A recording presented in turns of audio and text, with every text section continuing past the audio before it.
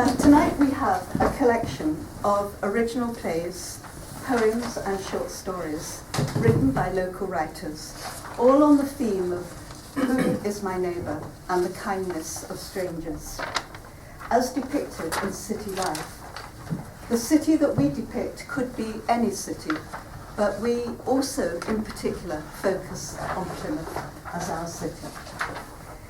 The initial inspiration of this collection of works was inspired by a play written by Ruby Nation. It is based on an incident that took place in New York outside an apartment block in the 1960s. Several of the occupants of the apartment block witnessed an incident, but they did not intervene. In our version tonight, please imagine a 1980s apartment block with a rear car park. Each character is isolated in their own apartment, and much of the communication between them takes place on landline phone. So we start with, I knew they wouldn't do anything, they never do.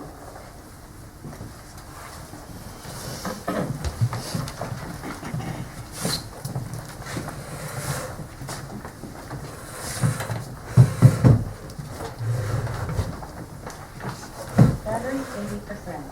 Connect with you. Test is lights on.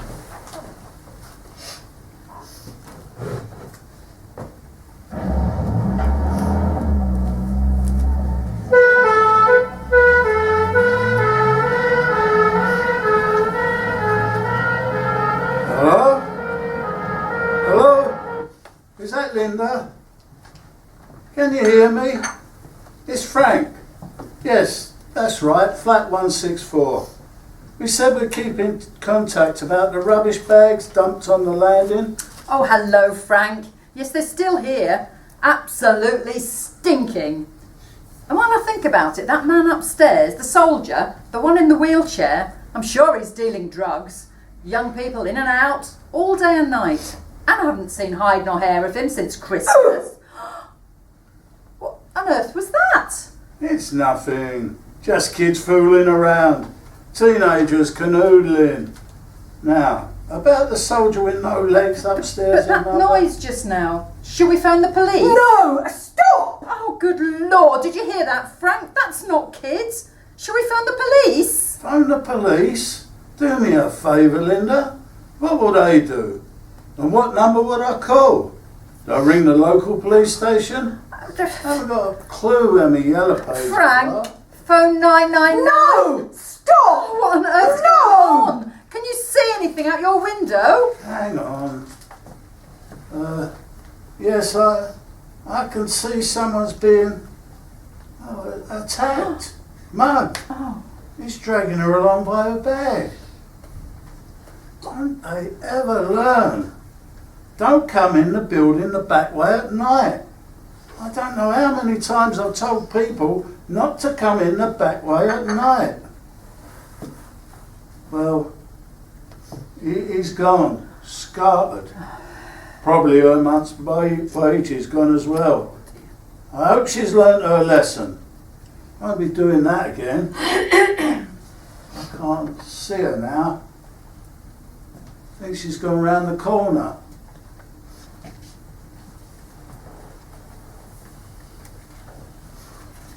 Dear Dr. Whitehead, I'm writing to say I'm sorry I missed my appointment today, but I do actually feel my blood sugar level is dropping. I've cut right back on cake, biscuits and bread. I have run out of the tablets, but I think my blood sugar is fine. I'm afraid I can't take a cab to the surgery as you suggested. As you know, my husband died last month, and I can't leave the dog alone. It was his dog, and he's very miserable. Separation anxiety. Misses him terribly. doesn't even want to go out for a walk. It's very sad. I'll ring you if I need an appointment. Yours sincerely, Mrs. Maureen Brennan.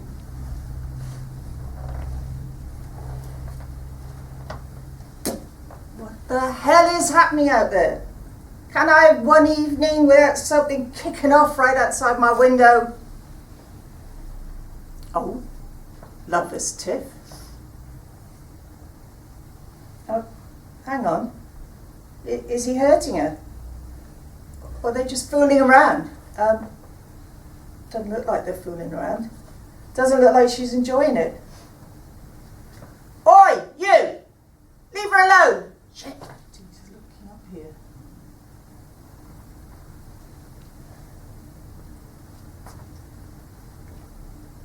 Hello? Doreen? It's Mum. Can you come over? Yes, now. It's an emergency. I need your help. Help! No! Oh my God! Help me! You don't need to hurt me! Take my bag! Frank, did you hear that? It's just kids. No, it's not just kids. That's fear. That's help me. It's just kids. Oh, they've gone round the corner. I'm just going to my other window. I'll be back in a minute. Frank, it's a man. He's got someone on the floor. It's a woman. He's hitting her over and over. Frank, please phone the police. Just calm down, will you? You're getting yourself in a right tizzy. I already told you. No need to phone the police. Someone else would have done that already. I don't want dozens of people clogging up the lines, jamming up all the switchboards. But whoever it is, they're not moving. Frank, please phone the police. Phone an ambulance. Listen to me, you silly woman. The police won't want us all phoning up, clogging their lines. They're here now. Hear that? I told you.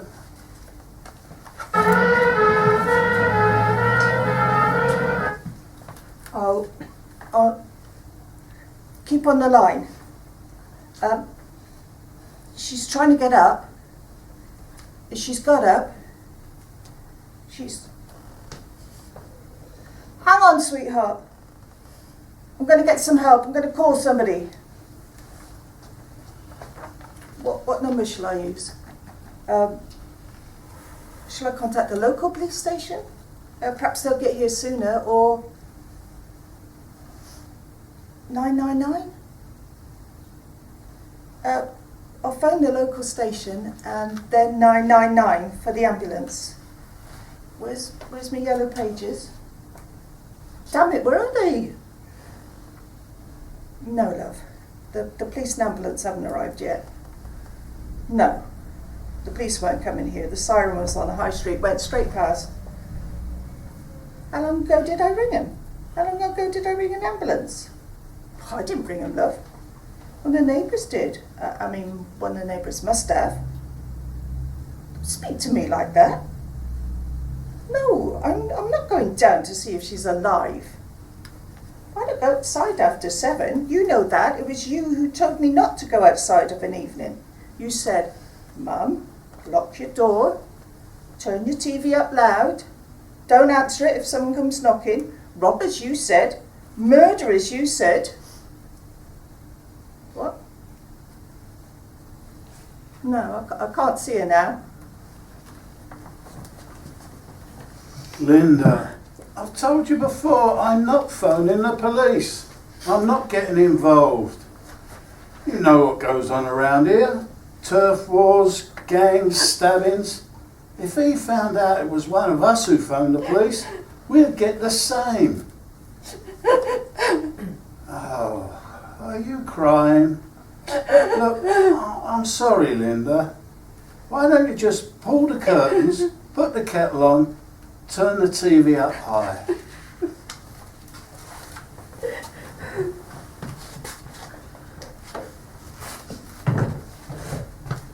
Thanks for coming to see me, boy. It gets pretty, Lonely stuck up here? I like coming here, Uncle Steve. It gets me out of the house. Shall I open the window? It's No. a bit stuffy in here. No. I don't want to hear all that shouting and cars outside. There's a big scrap in the car park earlier. A woman screaming at her boyfriend. You don't get things sorted like that. You need to listen to each other. Oh, and thank your brothers for popping in and bringing me biscuits and chocolates, spoiling me. No other bugger on this planet checks to see if I need anything. We all like coming here. There's nothing to do in the evenings. So boring. Anyway, I like hearing stories about when you were in the army. I can't believe you actually shot people. I couldn't do that. You're so tough. I'm not sure it had anything to do with being tough, boy. If the enemy was shooting at you, you shot back. Oh, come off it, Uncle Steve. It's not as simple as that. People don't just kill people. You have to be totally dehumanized to be a soldier. What? Broken down and then built up again into a machine, like a killing machine. You know, Kelly's Heroes, A Bridge Too Far. Blimey, boy. You like to watch a lot of killing. Well, yeah. Doesn't affect me though. Do you think you could kill someone? Me? No, never. Never? Not under any circumstance? No, never. But can you think of any reason why someone would want to kill someone? Well, yeah. If they hurt a baby, or they tortured a little girl to death, or they mugged and killed one of my family, if I caught him attacking my girlfriend, I would... So, watching films about killing hasn't affected you at all then? No, not at all. But think about it, yeah? If there was an opportunity for you to save a life, be a Superman, you should do it. It's your duty. And you might have to kill them, you know, like you did in the army. When you had to kill, you did. That don't make you a psychopath, though, does it? No! Stop! What the hell was that? It's getting beyond a joke. You win. I'm going to go out and have a look. No, Frank, don't. Don't get involved. That's what you told me. If it's a psycho, a nut job, when he's finished what he's doing to her, he'll come after you. Be quiet. I can hear a voice. I think it's on the stairs.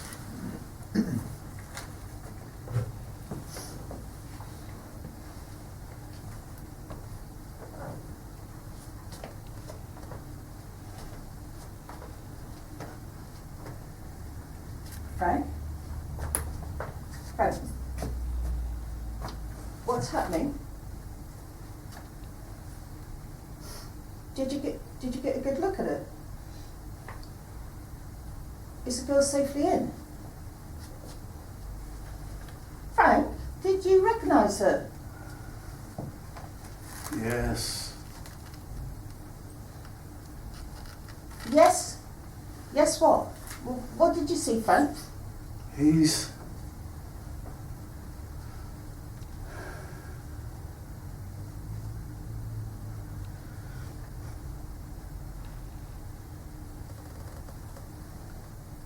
Oh, yeah.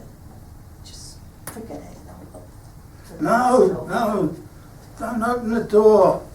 He's down there with her. He's molesting her. Well, both of us together go down. We can chase him off. No. He's having sex with her. What? I don't think we can do anything to help her.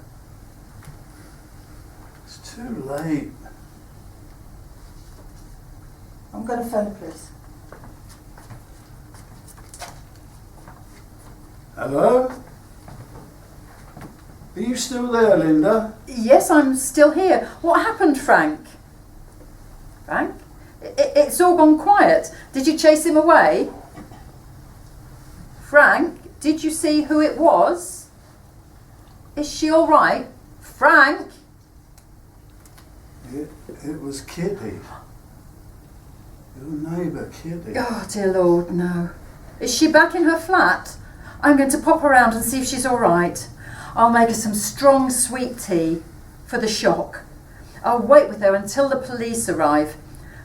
I'm putting the phone down now, and I'll go and see how she is and try and get her a cup of tea and do what I can. I will. No, wait. She's not in her flat. Just leave it to the police. Where is she? I've got to go to her. She's a sweet, kind girl. She lends me milk and things if I run out. Takes in parcels for me. Comes in for a coffee and a chat. Keeps me company. I don't know what I'd do without her. Is she still outside? I'm going to go down and find her. No, don't get involved. The police are on their way. Hello? Hello? Stupid woman. There's nothing we can do.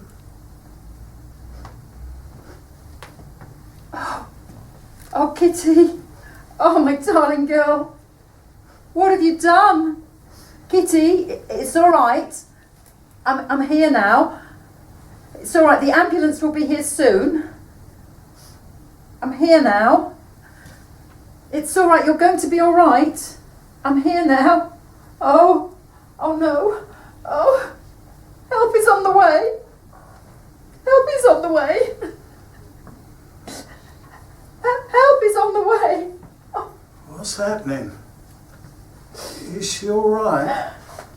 Let me go, please. Just let me get in. I'll speak to you tomorrow, Frank, tomorrow. There's nothing we can do now. I'll speak to you tomorrow.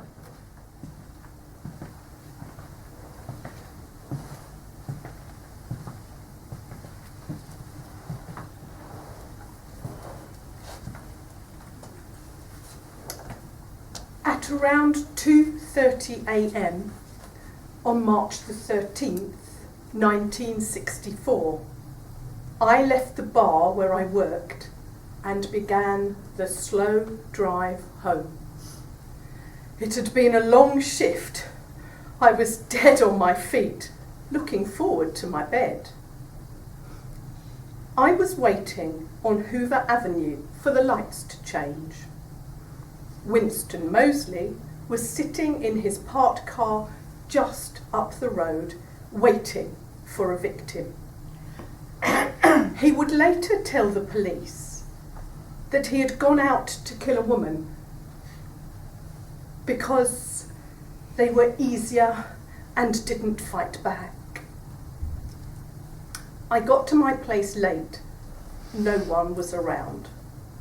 I left my car in the parking lot, about 100 feet from my apartment's door at the rear of my building.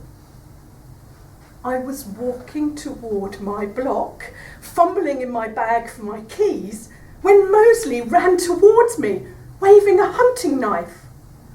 I thought I could get to the door before him, but that guy was fast. I felt him punch me twice in the back. I was so angry I stopped and turned around to face him.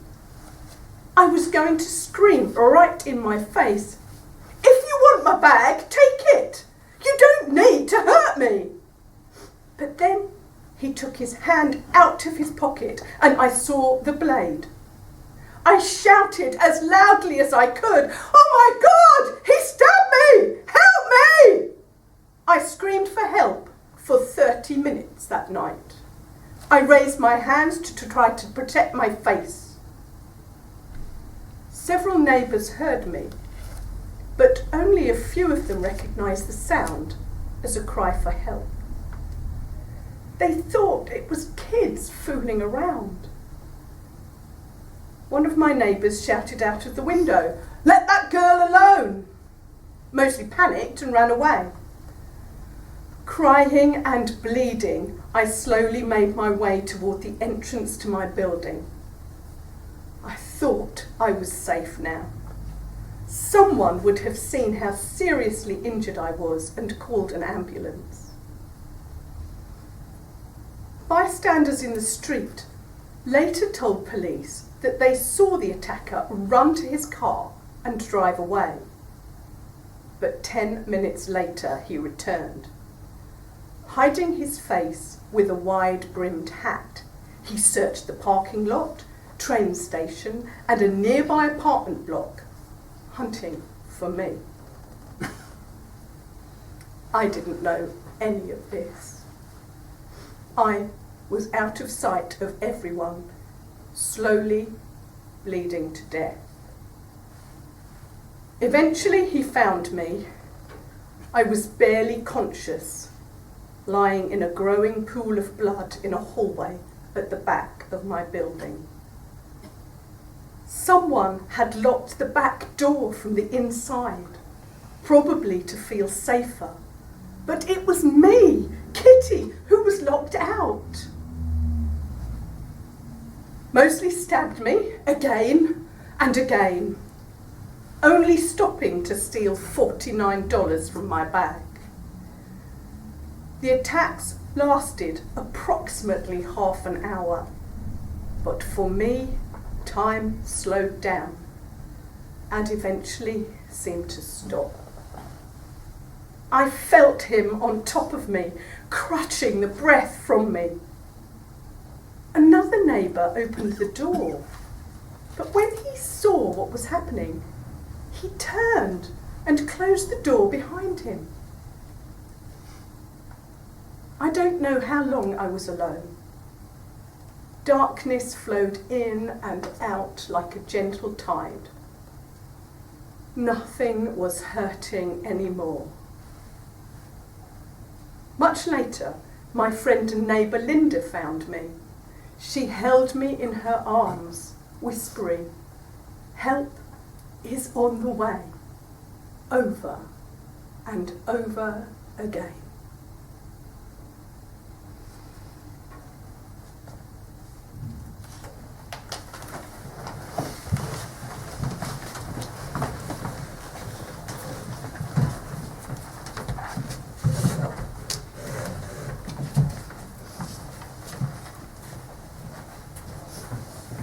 Next, we have a short story called Holding Hands by Anne Thompson, about the kindness of strangers. It is prefaced and concluded by 2 poems about city life. The first poem sees the city as a hostile environment, the second as a place of anonymity. Both poems are written by Maria Elvina Ferran de Pol.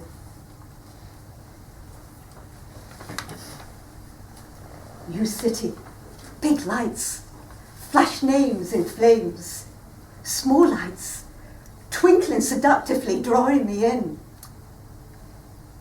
What are you doing here? What are you looking for? Enlightenment? Why? A purpose? Which? What? Why? Again I sigh. I'd like a home. Oddly enough, all at sea. Tough luck, mate. Not here, not now. Foreigners not welcome. The city exalts an explosion.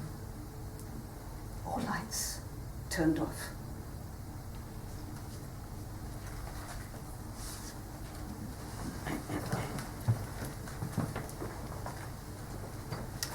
Holding hands. The streets are teeming, overflowing, people flooding the pavements, busy as sewer rats. Panicked, my eyelids flicker, the constant motion of so many bodies dizzying my head, overwhelming me. They don't look like people, not real ones with faces that you can recognise. Their bodies are blurred shapes that rush and jostle in the desperation to be somewhere else.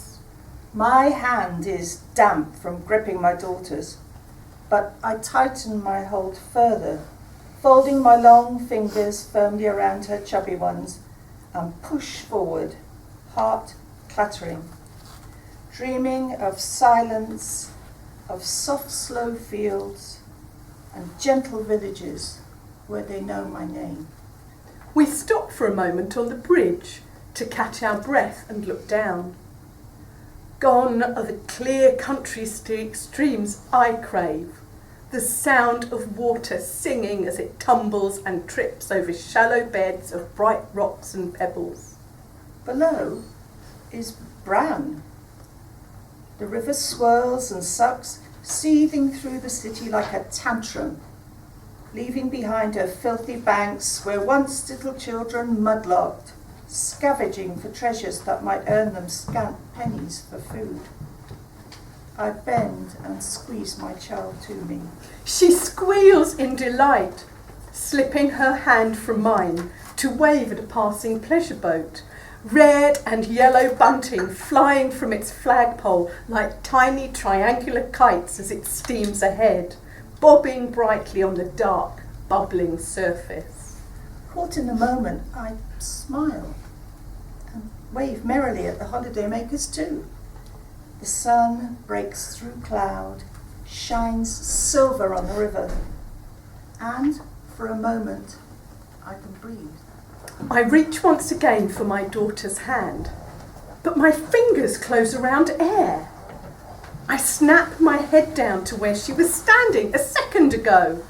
My blood stops, turns cold as the rushing water below. She's gone. Vanished. Has she fallen somehow from the bridge? Retching, I lean over, my staring, terrified eyes scanning the wide river. I don't see her. I'm wasting precious time. Momentarily, I'm frozen in indecision, my feet planted, anchoring me to the pavement. Which way do I search? Headlines I've seen on city newsstands fire off inside my head. Kidnap, abduction, assault, stabbings. My feet break anchor and suddenly I'm bolting, lunging, one way, then another, screaming, my hands flailing, beseeching, begging faceless people who mind their business and sidestep neatly away from the crazy woman on the bridge. Then I spot her precious face. Ghost white, in clear, beautiful focus, she shines out of the crowd, zigzagging around me, quick as bats. She's not alone. A stranger in dark clothes has my child by the hand. I push and fight to reach my daughter, howling her name, shrieking threats and obscenities at her abductor. He's about to cross to the other side of the bridge, his strange hand holding hers, taking her away.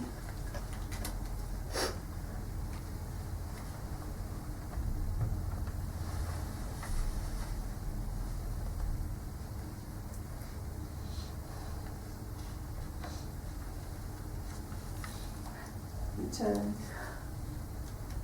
Smile. We have been up and down this bridge looking for you over and over again.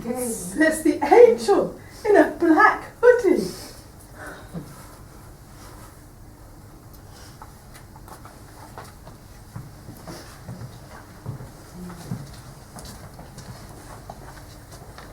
The city is my safe space.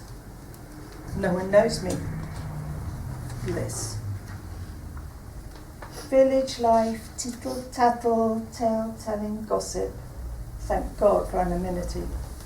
The cloak I wear, gratefully worn, invisibility.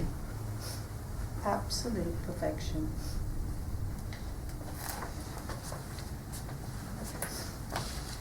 The next two pieces are both by Joe Grange and consider the city as a welcoming or an alien place for the refugee. First, a poem, Compass Pointing West, and then a short play, Alice and Sabine.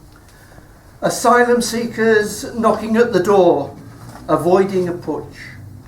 Tanks on the street, entering illegally under the floor in trains, boats and lorries. Some not surviving the harrowing journey, or arriving with only a compass pointing west, their papers secreted in their vest. How were they to know that their land would be a war zone, a crater, and later, when history was rewritten about dictators smitten by conquest, that their great-grandsons would be imprisoned, forced to flee, waiting for an amnesty? My destiny? To be unafraid, free. They are desperate for news from their families. From the Taklamakan, the Kalahari, Albanians, Afghans, Africans, Chinese, speaking Russian, Arabic and Congolese. One in a long line of refugees.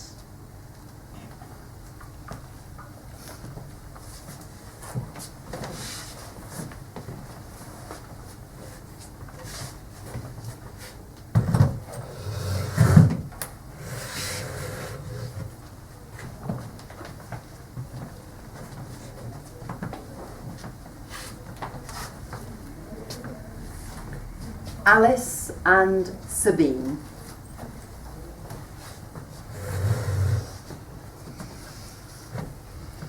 To think our Gran and Grandad used to sit here listening to the band.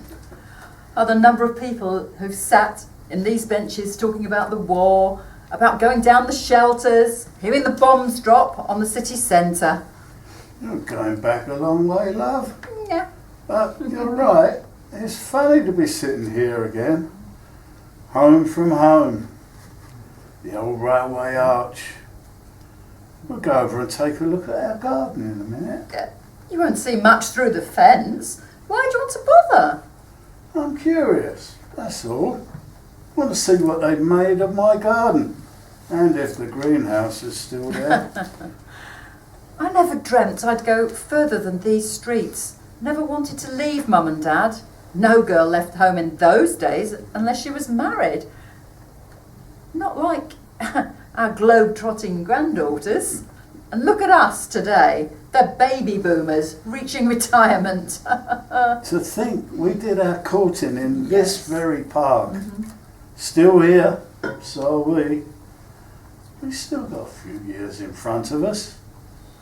There's no hurry, is there, Frankie? I mean, we don't have to make our minds up yet about moving to Spain, do we? I don't want to leave it too late, love. Price of property and such. I didn't say I didn't like Spain, but it's a big step. I know the Sheratons got up sticks and went, but the grass, is it really greener? That's what I want to know.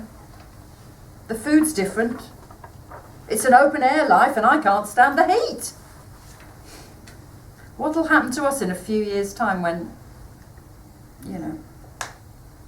will we be able to get back, cope with another upheaval? What will we do then if we can't afford it? I don't want to die in someone else's country. It doesn't matter where you die, Ali. It's where you live that matters. That's the important thing. Of course, everything's different, but you'd adjust. If you think too much about it, you wouldn't do anything, would you? Yeah, but the language, I don't speak Spanish. The Sheratons seem to have muddled by. They spoke it before they went. They took lessons. Well, you heard what they said. They don't all need to speak it. The waiters, the dentists, the librarians are all too happy to practice their English. Their summers are so hot they can't leave their villa during the day, they say. The heat's good for rheumatism and arthritis. Oh, what about Sophie and her family, all those miles away? And I don't know. I think I'd feel a foreigner always in someone else's country. Sophie and her family could come over. They'd love a holiday in the sun. We've still got time to think things over. Why are we here? It's not good for you to be cooped up all day in that flat.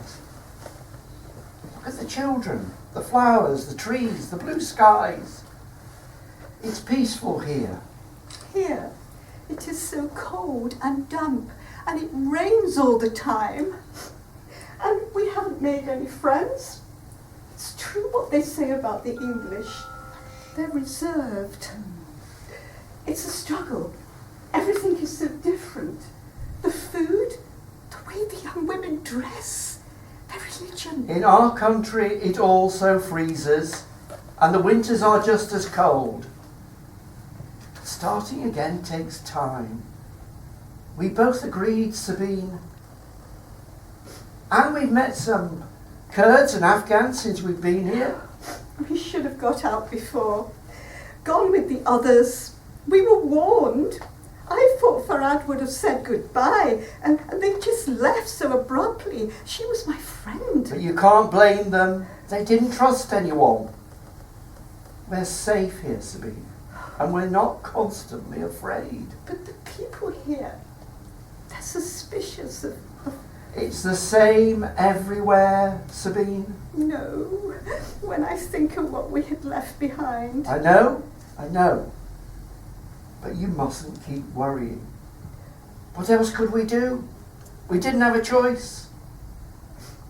We will go back home one day. Oh, Malik, I don't want to grow old here. I'll always be a foreigner, a lady with a foreign accent. Oh, please, let's go back to the flat, please. What time does this park close? I don't know. I'll ask.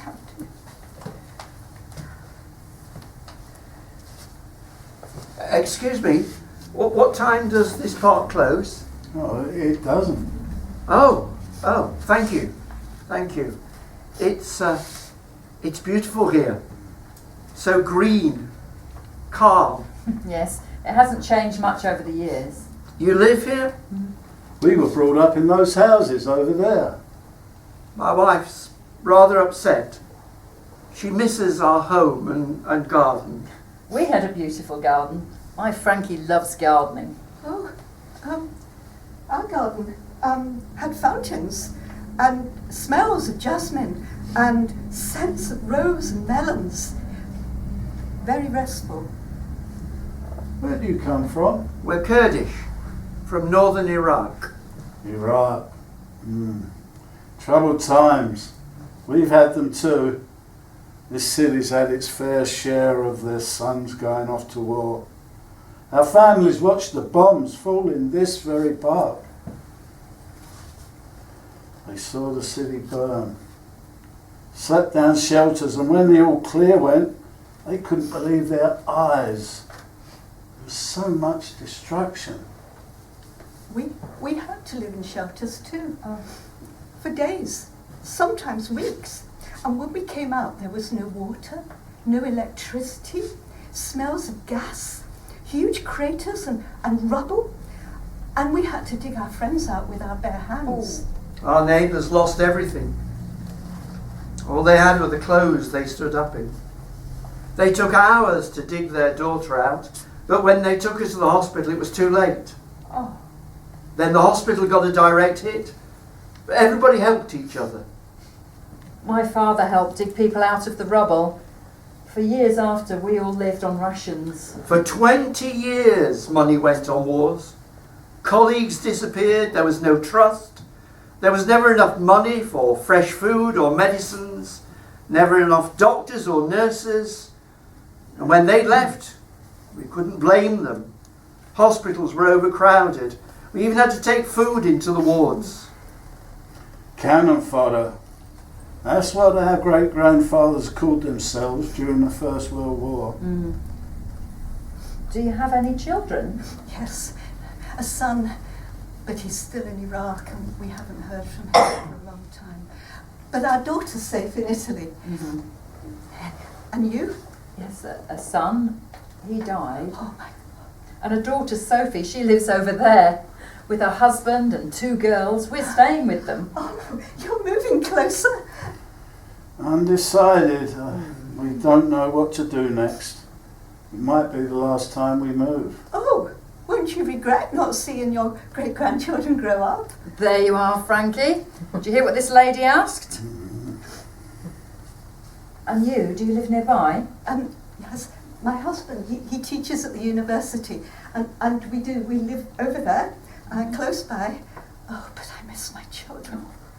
My wife wants to go. I think she's getting upset. Yeah, of course. Excuse us. Very nice talking to you. Yes, very nice meeting you. You have a very beautiful city. Yes, rebuilt after the war. We're very proud of it. They'll rebuild yours too, one day. You'll see.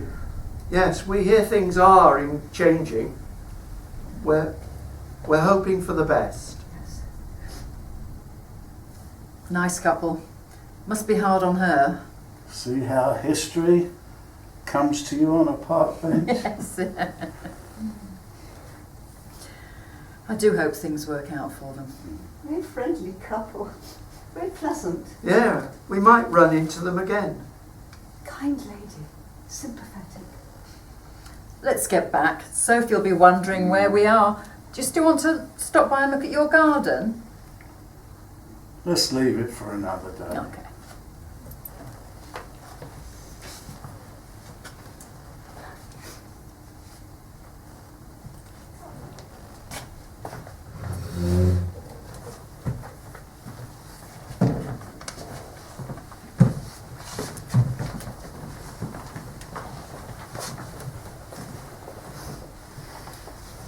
To conclude the first half, we have Finding My People by Ruby Nation on the theme of half-overheard conversations as she ventures back into her city of Plymouth after lockdown and eventually finds her people.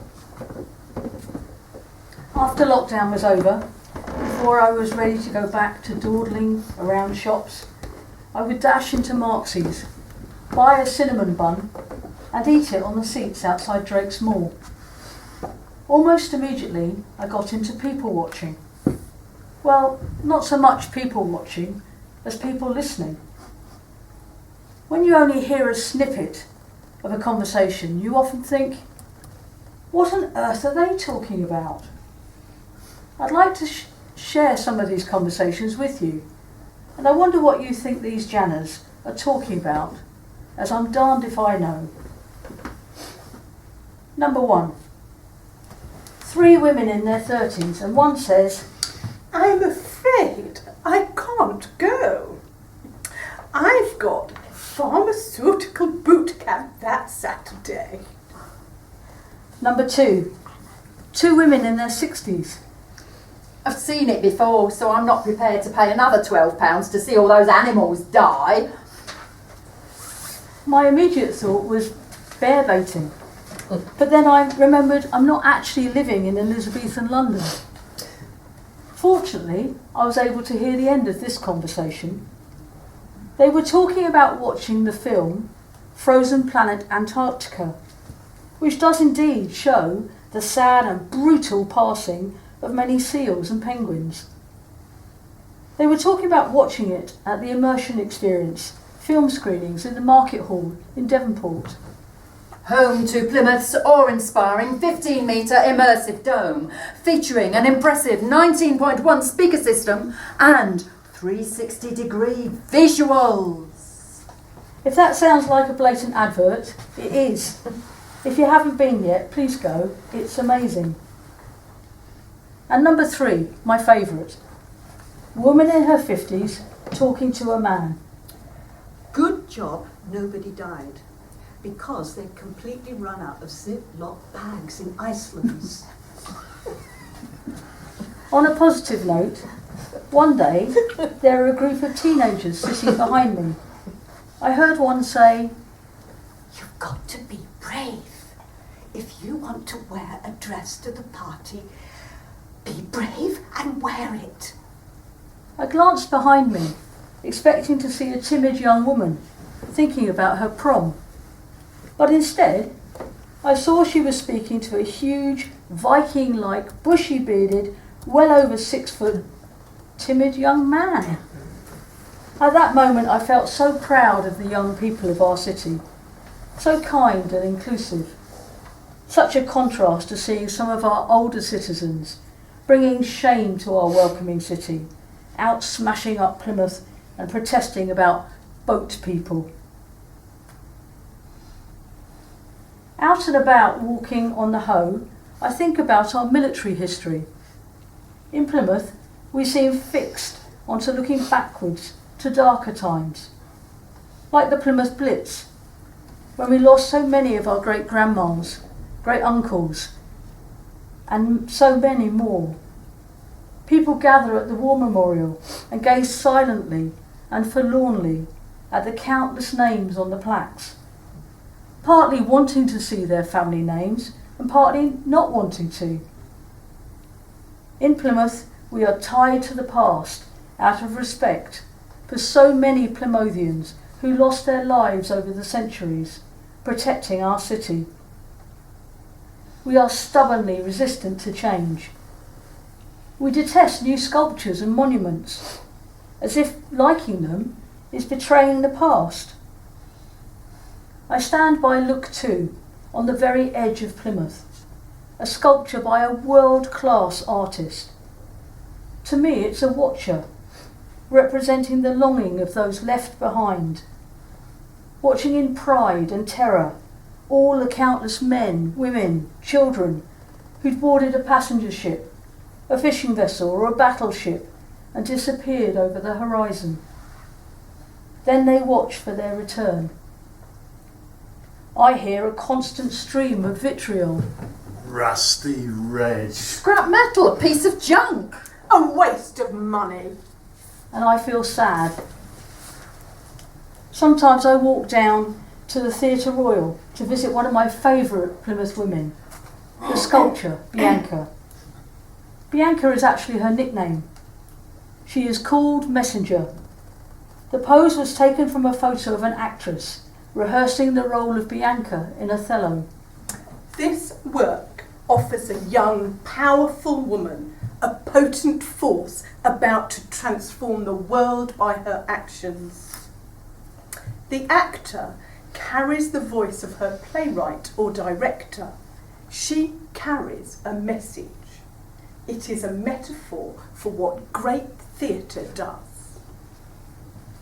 Standing next to her, I see people swerve to avoid walking between her legs to get to the Theatre Royal or Royal Parade.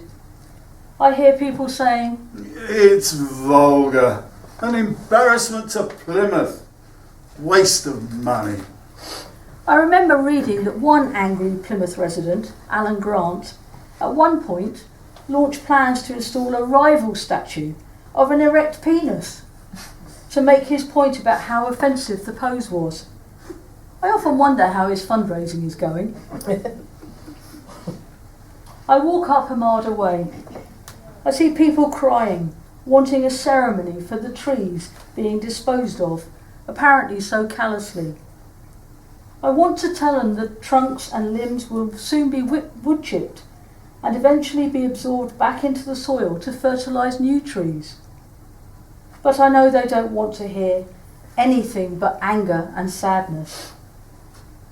I join them in mourning the loss of the palm trees, so exotic to me as a child.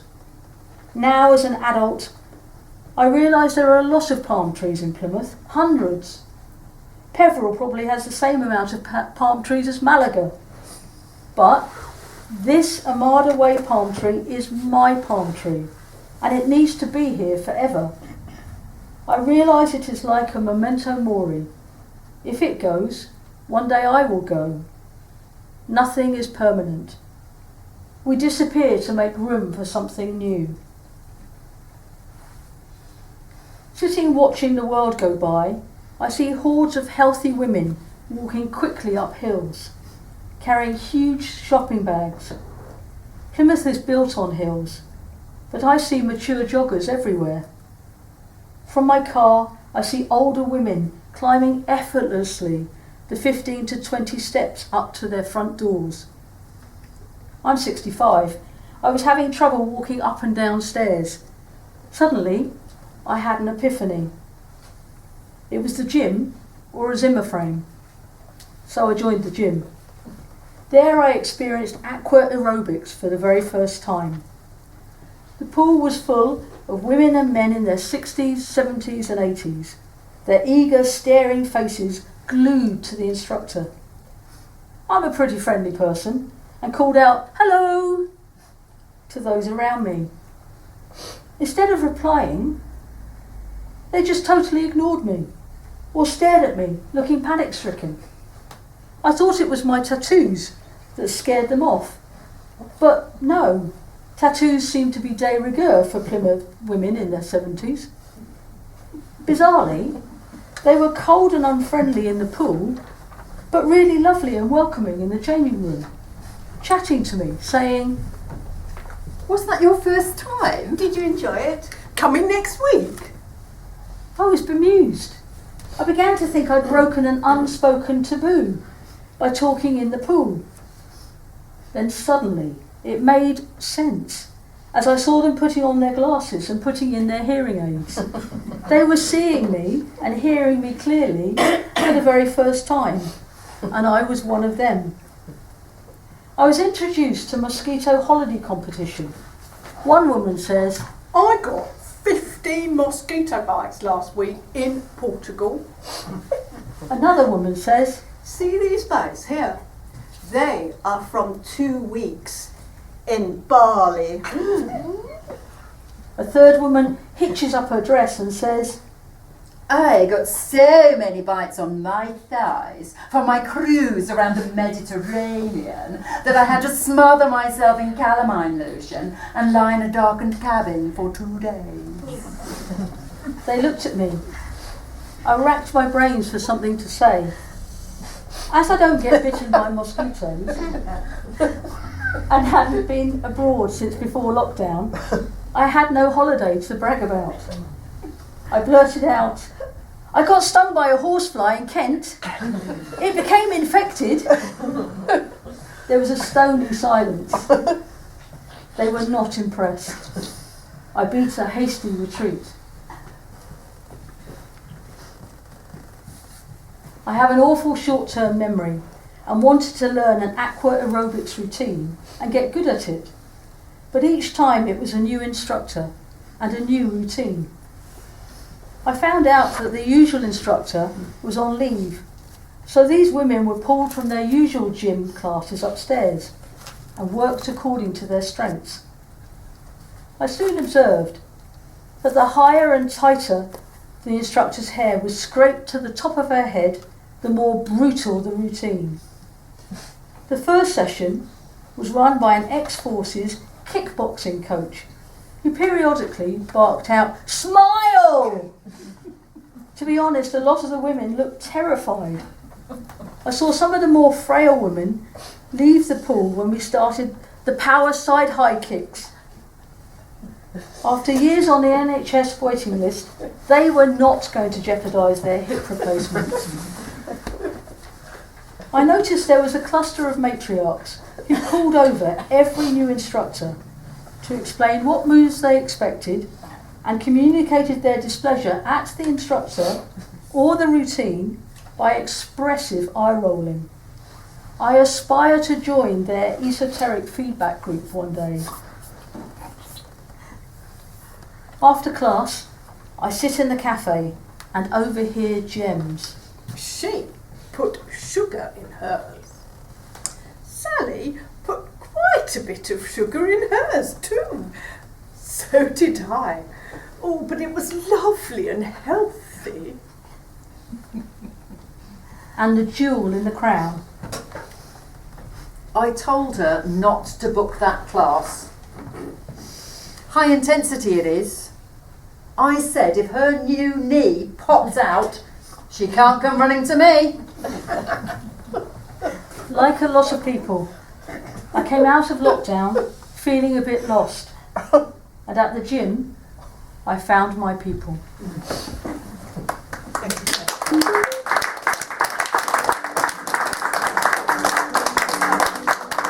was now a short interval.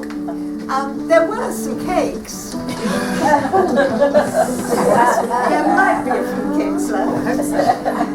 A short interval for some refreshments. We'll ring a bell when it's time to come back.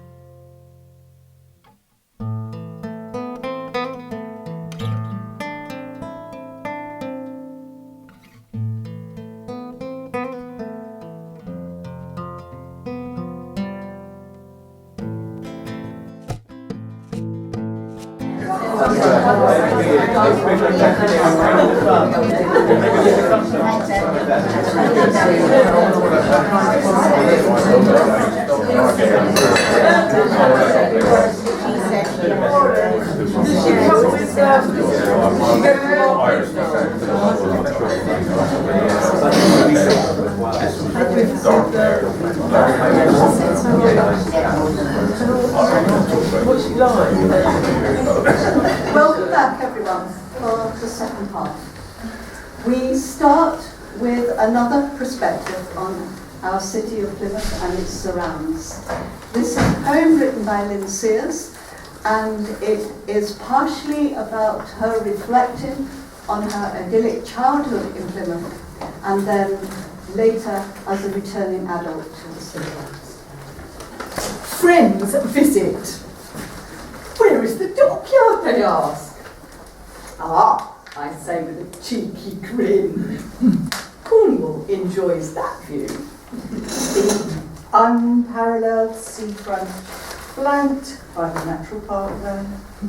A dedication on a wooden bench seat. He travelled the world, but never discovered a better view than this. The Barbican, a Disney version of Old England. And Royal William Yard, Victorian architecture, rejuvenated and upmarketed. Mountbatten Pier, the view of the magnificent breakwater. Wembury Beach, Whitsand Bay, Mount Edgecombe Country Park. The Welcome to Cornwall sign. I make sure to point this out. The open moors where wild ponies gather, Borator Dam. Understanding why I'm so glad to be back is a revelation to myself, for now I see that my idyllic childhood was due to location as well as parenting.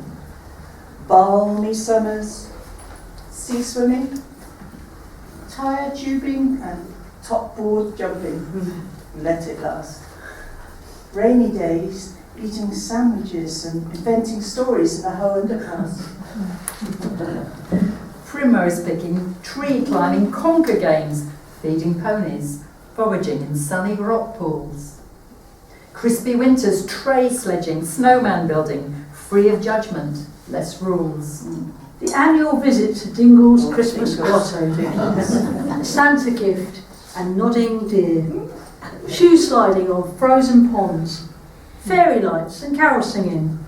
No fear. Shining, crystalline Portland stone for post-war newfound city pride. Just decades later, now considered ugly and vilified. A city in transition, the press describe. The Great Deceiver clock and church survive. A Facebook group I joined. Keep Plymouth alive. But if you think of my city in a derogatory manner, you really don't know what it is to be A Jana!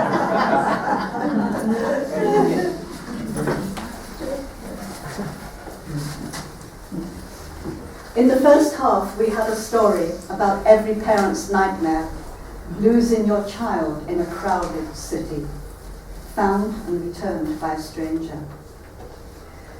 Here we have a poem about an anxious mother waiting for her grown-up daughter to come back from a night out in the city. This is followed by a poem called Suitcase, written by Jill Grange, on the theme of the refugee.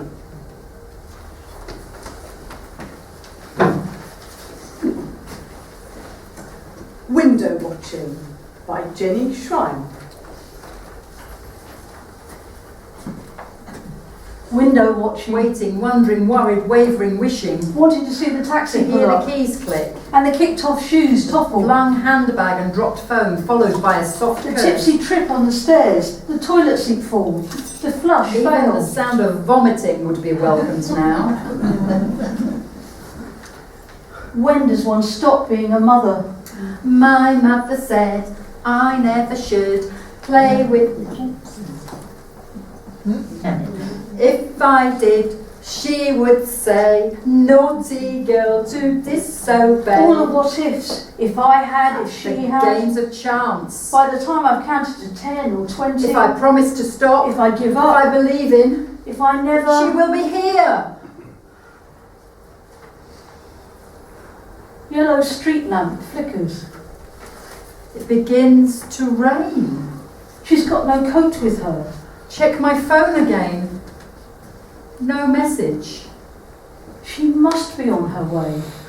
2 a.m. Why so late? She said, midnight, Mum. Car enters the cul-de-sac. Must be her. Who else at this time with all the windows dark around the curve of the grove? No one else waits as I The do. car pauses, twists, reverses and moves out again. Wrong turning, missed sign. Not her. Panic moves through me. Why think the worst? Lose one so you always expect to lose the Can other. a God be so demanding in sacrifice? Have I not paid my dues? Landline rings stabbing the thick night air. Not her. Never uses it. Doesn't even know the number. Police? Hospital? Don't answer. Hello? Careful. Shaking. Dreading. Voice is warm. Elderly. Slow. It's number 49. Just thought we'd let you know, in case you're a bit concerned. 49. Round the corner, just past the co-op. Queensway. But she's there with your Charlotte. They're both a bit tipsy. Haven't seen each other since leaving school apparently, so quite a lot of catching up and drinking went on, it seems. Anyway, they shared a taxi, but the taxi dropped them both here. No, love, you stay put. Joe will bring her round. Kids, eh? When do we stop worrying? Thought we got rid when they went off to college. A gentle laugh, then a girl's voice.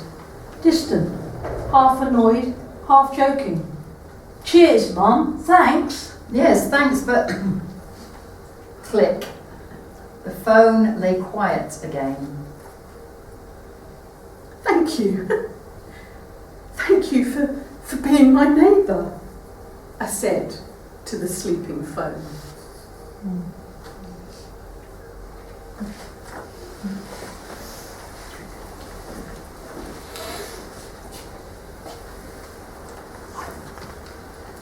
Suitcase by Jill Grange. After the war, he settled in the West, worked in hospital kitchens, loved gardening, kept bees, married, had children. All he possessed in a suitcase above the wardrobe. Well-thumbed photos, a wallet, patinated, rosary, keys to long lost, since rusted envelopes lovingly licked down and stamped with forgotten dictators.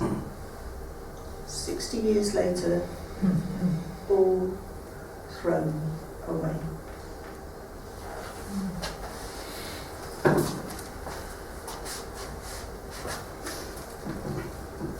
The next short play is based on a true incident. During COVID, on one of our permitted dog walking sessions, we saw a photograph of 3 children, 1980s photograph, 3 children sitting on a settee. It was in a plastic freezer bag with a note, and it was tied to a lamppost in Victoria Park. The next day, as we walked through Victoria Park with our dog, we noticed it was gone. The photograph fascinated us because the little boy sitting between his 2 sisters looked so desperately sad. And so we started to speculate about his possible life, why he was so sad as a child and what had happened to him since. The dog walker and the photograph. This is the story of Jordan Roberts. We found a photograph of Jordan tied to a lamppost in Victoria Park.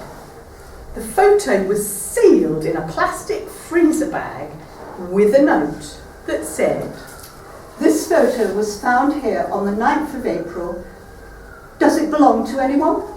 it was a photo of Jordan sitting in the middle between his sisters, stiff in his best trousers, knitting the loo.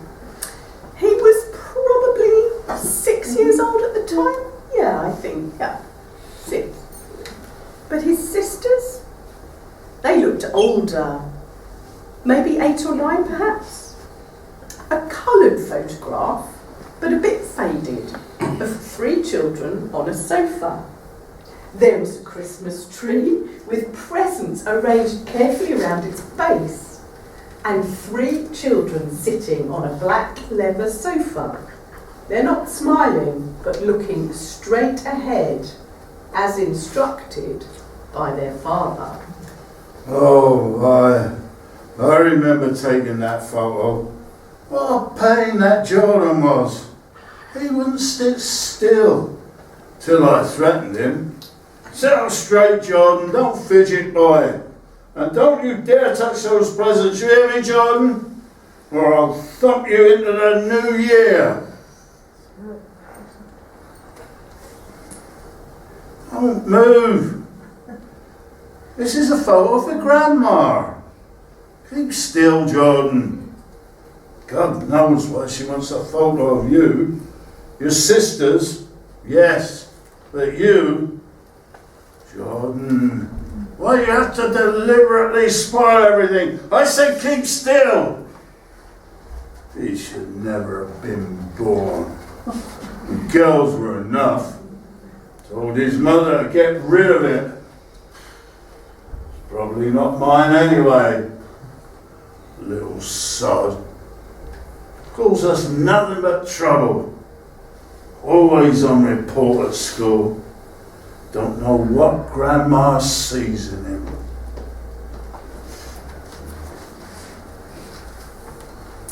Yes, Jordan. Grandma thought the world of Jordan. She still talks about him when I go to visit her in the residential home. Come in, Mrs. Roberts. Your mother is dozing in the lounge. We just had a pat the dog session. She does love that. She misses her little Jack Russell, doesn't she? She's looking through her photo album again. She does enjoy looking through all those family photos. She does. Hello, Mum. Which photos are you looking at, Mum? There's the girls doing their ballet class.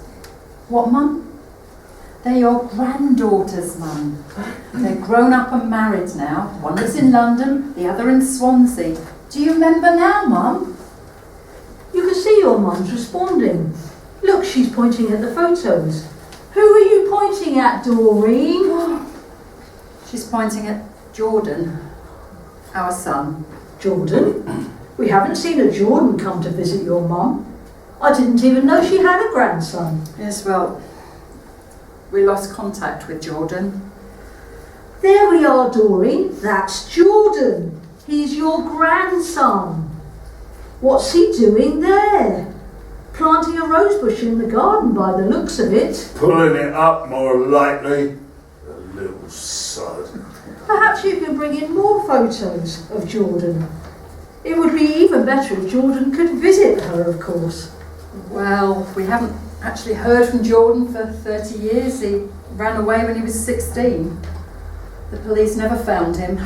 Ray, my husband, they just didn't get on. Ray loved the girls, but he never took to Jordan. They just seemed to wind each other up. I hoped he would try to love the boy, but it never seemed to work out. I am sorry. It would really give your mum a lot of pleasure, even if it is just some more photos that include Jordan. That might be difficult, as Jordan burnt most of the family photos before he ran away. That's when social services and the mental health people got involved. Yes. Jordan. Well, his first referral to us was when he was in his teens, rough sleeping in a pedestrian subway near the railway station. He was skin and bones then. Apparently, He was convinced his father was trying to poison him. At that point, he wouldn't eat anything that anybody else had touched or prepared. Initially, Jordan was placed in a community shared house, but we had to move him out of there because he kept accusing his housemates of tampering with his food. A neighbour gets him those meals in a packet now, you know, that you put in the microwave. And Tim's for Scout, his dog. He lives alone with his dog, a black Labrador. We're trying to encourage Jordan to join the dog walking group. It's in the park and they're all volunteers. It's a self-help group, recovering from this and that. He showed some interest in that group as he does care about the dog. So that's how we came into the story. I'm Rita from the dog walking group. It was great to have Jordan and his dog Scout on board. We normally do one circuit of the park. That's about a mile. And then some of us go on into the cafe. But Jordan didn't want to do that. He's got a nice looking dog, about 5 years old perhaps. He got her from an animal charity. No one wanted her as a pup. Kindred spirit for me. No one wanted me. That's what he told me. He called the dog Scout. An unusual name for a dog, I said to him. He said he got that name from a book he read at school. Got praise for his reading of a passage from it by the teacher. I normally get things right at school. That's what my dad always said. But that day I read out loud and about Scout, and the teacher said it was spot on. It was at the end of this first walk with us when Jordan saw the photograph tied to the lamppost. Jordan went straight up to it and tore it from the post, yanked it off. I know who that belongs to. I'll give it to him when I see him later. Odd, I thought. I didn't think he had any friends.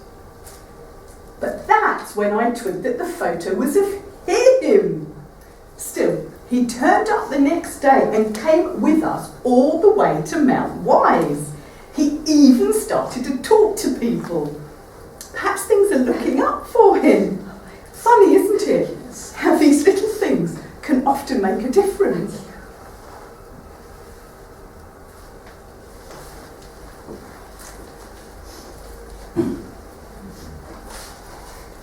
We conclude the afternoon with two pieces. First, a short poem called Wishful Thinking by Maria Elvina Ferran de Pol, which extends the concept of neighbours to nations. And this is followed by our reimagining of Ray Bradbury's short futuristic story, The Pedestrian. Ray Bradbury wrote this in 1956. We have transposed it to 2054, changed the male protagonist to a female, and deliberately called her Sarah.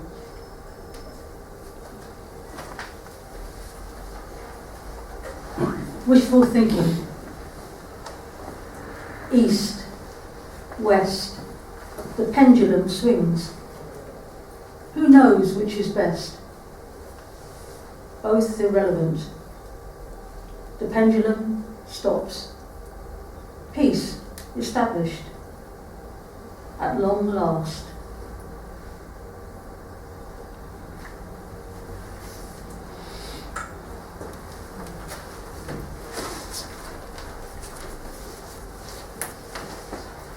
Streets of the Future by Jenny and Paul Schreier.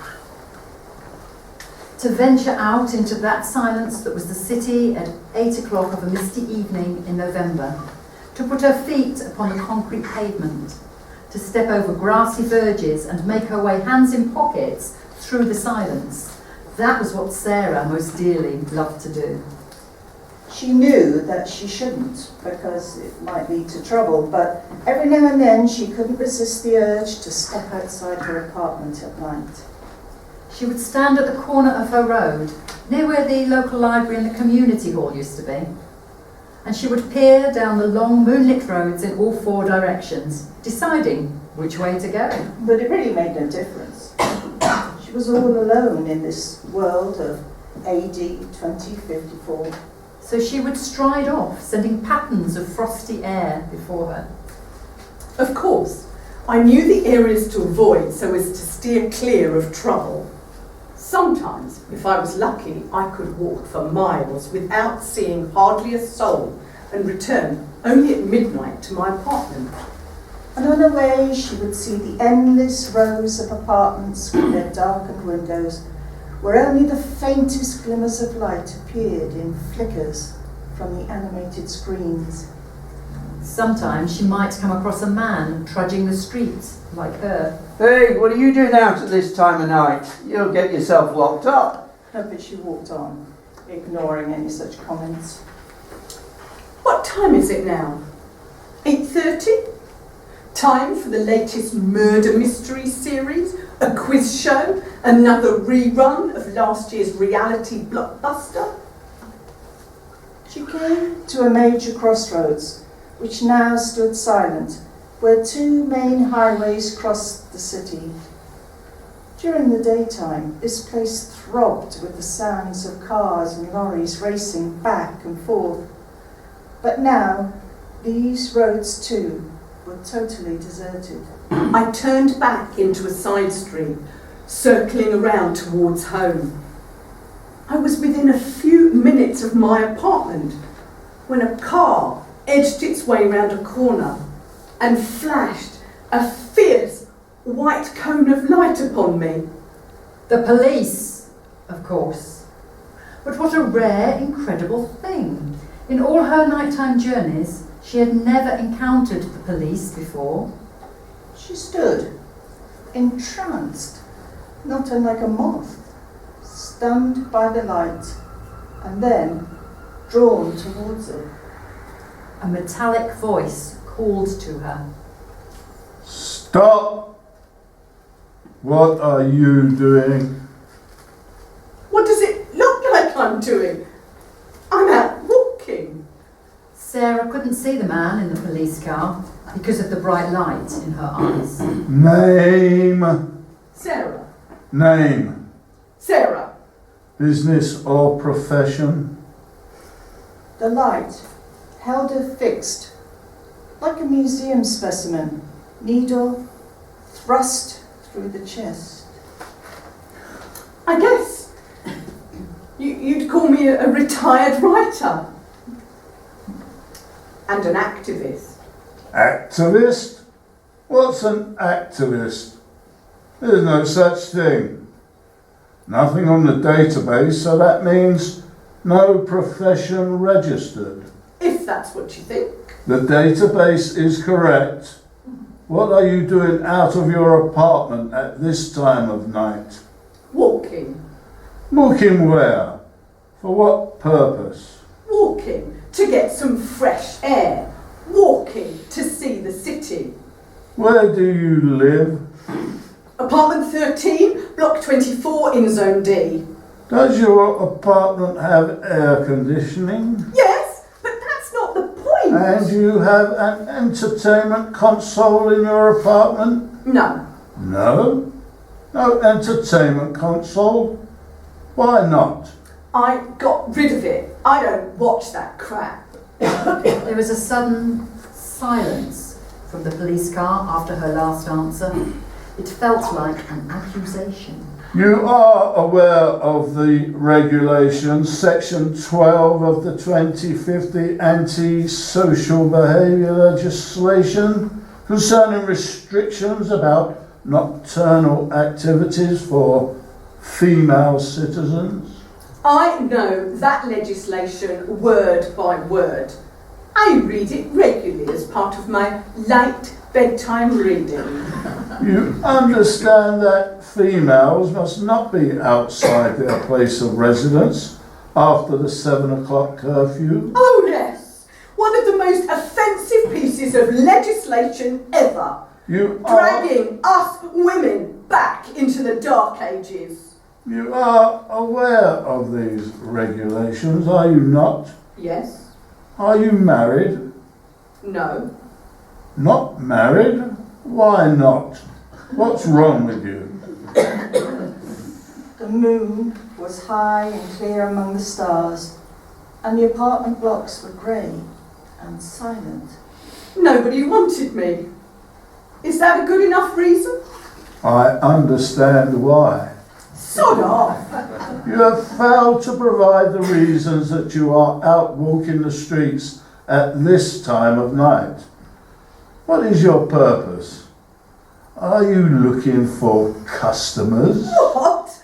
I'm reclaiming the streets. That's what I'm doing, officer. The police car seemed to shudder as if its idling engine had nearly stalled. Then it revved sharply into the cavernous cold street and continued to idle. Reclaiming the streets? That's not on the database as a valid reason. Do you remember those days, officer? I bet you're probably too young to remember the Reclaim the Streets movement. We have removed all extremists. There are no movements left. You know, back in the 2020s, we women really believed in the future. We really believed that we could change society for the better. Change men's violent behaviour. You can't change mankind. Men are hunters, meat winners. Women tend to domestic duties and nurture children. That is the correct procedure. One woman or girl was killed every 3 days in 2024. Only males can leave their place of residence at night. Our whole lives, we have been told how it was our responsibility to prevent assault, how to prevent rape, how we need to alter our behaviour, how we shouldn't go out at night, don't walk on our own, carry keys, a spray, be on your phone. So what happened when we did all that? What changed? Boys will be boys. Short skirts, crop tops, high heels, drunken behaviour, laughing and shouting, enticing young men with your sexual activities. Much safer now with the 7 p.m. curfew, tucked up at home, stream any film, watch pornography, virtual party all night, food delivered to your doorstep. Better for everybody. Perhaps we should have fought harder. The public doesn't like agitators. Made more of a nuisance of ourselves, like the suffragettes did. Deeds, not words. Then perhaps we wouldn't have ended up like this. All forms of protest and demonstration are banned. Life is a lot better for everybody now without the extremists. What was so extreme about what we were asking for? We weren't asking for much, were we? All we asked for, all we wanted, is for women to be free to go about their day-to-day life without the risk of assault and without the risk of rape. Have you finished, Sarah? No, not really. I'm not finished, no. Get in the car, in the back, the door's open. There was a sigh, followed by a pop. The back door of the police car sprang open. Get in. Wait a minute. What have I done wrong? Section 12, Sarah. Get in. As she passed the front window of the car, she looked in. There was no one in the front seat. No one in the car at all. Get in. She put her hand to the door and peered into the back seat, which was a little cell, a little black jail with bars. Now, if you had a husband to give you an alibi... What did you just say? Get in the car, Sarah. Where are you taking me? There was no reply. The car hesitated, gave a faint whirring click, as if information somewhere was being processed. Just get in the car. No. What? I said no. No. Is that clear enough? No. For a moment, there was silence, as though the car was trying to assimilate this new information. This is your last warning. Sod your warnings. I'm not getting in your car. And Sarah looked up at the hundreds of dead closed windows stacked above her on both sides of the street. Hundreds of curtained blind eyes. But behind every one was a neighbour. She cupped her hands around her mouth and shouted, Neighbours! Neighbours! Open your windows! Come out! Witness this! Help me! The streets belong to us! Silence. The street froze in silence. Seconds ticked by. The police car hummed confidently. Then 1, 2, 3, half a dozen, more. Windows tentatively opening. and neighbours appeared, framed in their own lights. Reaching out to Sarah.